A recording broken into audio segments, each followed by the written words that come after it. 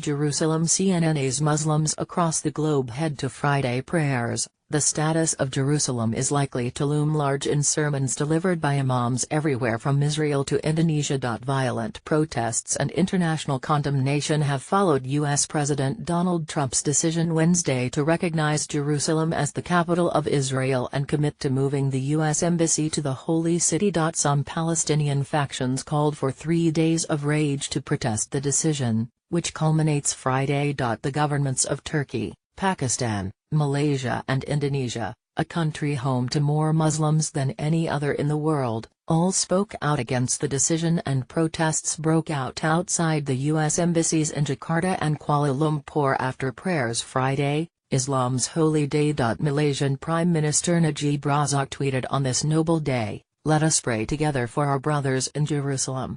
May Allah unite our hearts and destroy the plans of our enemies." Police in Kuala Lumpur said an estimated 5,000 protesters gathered outside the U.S. Embassy and dispersed peacefully by 3 p.m. local time. The Indonesian capital of Jakarta also saw protesters gather near the U.S. Embassy.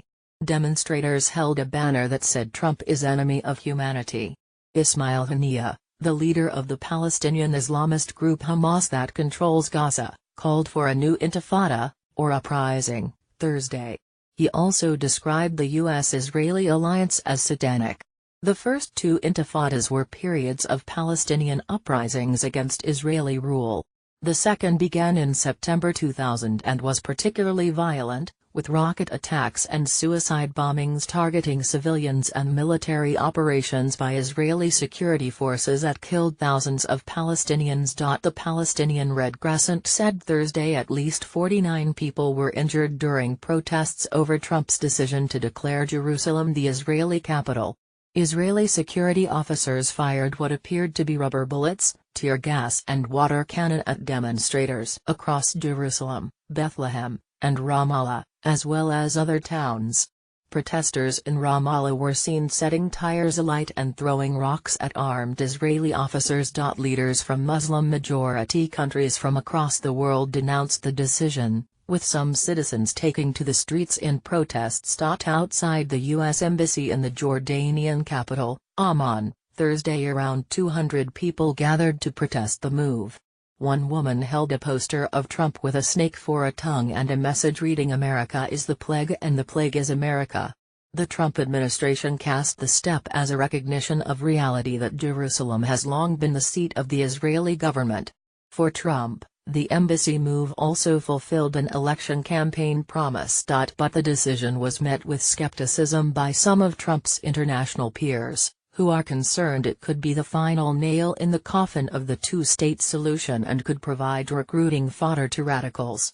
These procedures do also help in the extremist organizations to wage a religious war that would harm the entire region, which is going through critical moments and would lead us into wars that will never end, which we have warned about and always urged to fight against, Palestinian President Mahmoud Abbas said in a televised address following the U.S. announcement. Jibril Rajoub, who has been floated as a possible successor to Abbas, told CNN that U.S. Vice President Mike Pence, who used the phrase "an eternal undivided Jerusalem" in a campaign advertisement last year, is not welcome in the Palestinian territories.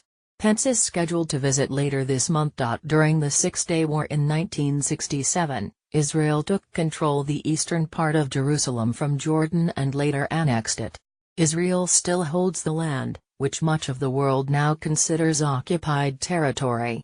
Palestinians say that any eventual two-state solution should include the return of East Jerusalem, which would serve as the new country's capital.